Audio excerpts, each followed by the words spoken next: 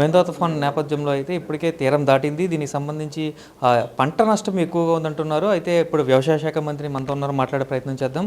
అచ్చెన్నాయుడు గారు చెప్పండి, ఇప్పటికే తుఫానికి సంబంధించి నివారణ చర్యలు తీసుకున్నారు. అయితే ఎక్కడ కూడా ప్రాణ నష్టం జరగకుండా కూడా కమాండ్ కంట్రోల్ రూమ్లో ఏర్పాటు చేశారు. సీఎం చంద్రబాబు కూడా రాత్రి 1 గంట వరకు కూడా సచివాలయం నుండి పనిచేసిన పరిస్థితి కనిపిస్తుంది. అయితే ఈ నేపథ్యంలో పంట నష్టం ఏ విధంగా వచ్చింది, ప్రధాన అంచనా ఎంత ఉంది సార్? టెంటేటివ్గా నిన్ననైతే వరి 4 లక్షల చిల్లర ఉద్యానవన పంటలు పోయినట్టుగా టెంటేటివ్ రిపోర్ట్ అయితే ఉంది.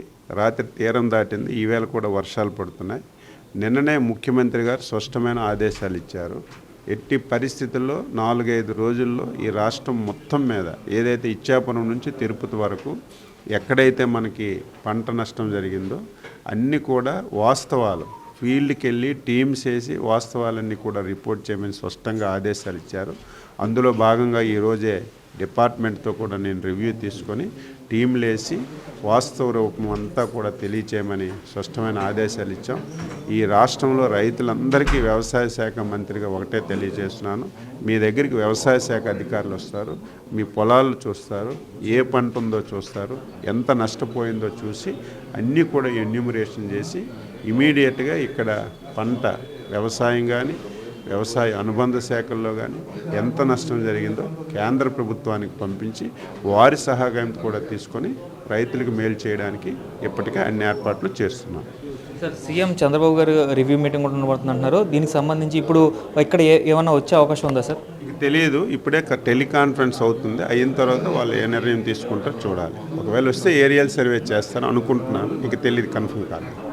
అదేవిధంగా చూసుకున్నట్లయితే తీరం దాటిన తర్వాత 24 గంటల సేపు కూడా దీని ఎఫెక్ట్ ఉంటుందంటున్నారు. అంటే ఇంకా ఎక్కువ పంటలు నష్టపోయే అవకాశం ఉంది. అంటే వీధుగాలు వేస్తున్న నేపథ్యంలో ఇంకా ఎలాంటి నష్టం జరగదు.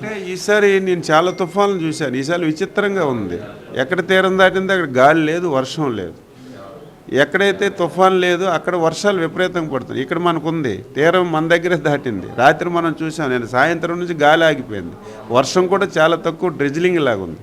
అదే మనకు గుంటూరు, ప్రకాశం, అదేవిధంగా నెల్లూరు చూస్తే విపరీతం వర్షాలు పడుతున్నాయి. అదేవిధంగా మనకి నంద్యాల చూస్తే విపరీతంగా వర్షాలు పడుతున్నాయి. కాబట్టి మనకి ఎక్కడైనా సరే తీరం దాటిన తర్వాత కొద్ది గంటల సేపు గాలి వర్షం వస్తుంది. కాబట్టి దాన్ని కూడా దృష్టిలో పెట్టుకొని ఎక్కడైతే మనం కేంద్రాలు పెట్టామో కేంద్రాలన్నీ కొనసాగిస్తున్నాం. ఏవైతే ప్రజలందరికీ తీసుకొచ్చి మనం శిబిరం పెట్టాం, శిబిరాలు కొనసాగిస్తున్నాం. మళ్ళీ నార్మల్స్కి వచ్చినంత వరకు ఈ యంత్రాంగం అంతా పనిచేస్తుంది. నార్మల్స్కి వచ్చిన తర్వాతే మనం రెగ్యులర్ కార్యక్రమంలోకి వెళ్తాం తప్ప అంతవరకు ఇదే పని మీద అందరం పనిచేస్తున్నాం. ఇది చూసుకున్నట్లయితే ఏదైతే 5 రోజుల్లో యుద్ధ ప్రాతిపదికన అయితే దీనికి సంబంధించి ఇప్పటికే నష్టపరిహారానికి సంబంధించి కానీ ఎంత నష్టపోయారని కానీ పూర్తి స్థాయిలో అయితే ఒక నివేదిక తయారు చేసి సీఎం చంద్రబాబుకి ఇవ్వనున్నట్లుగా అయితే వ్యవసాయ శాఖ మంత్రి అచ్చెన్నాయుడు తెలుపుతున్న పరిస్థితి ఇక్కడ కనిపిస్తున్నాయి. కెమెరామెన్ రవితో శంకర్, బిగ్ టీవీ.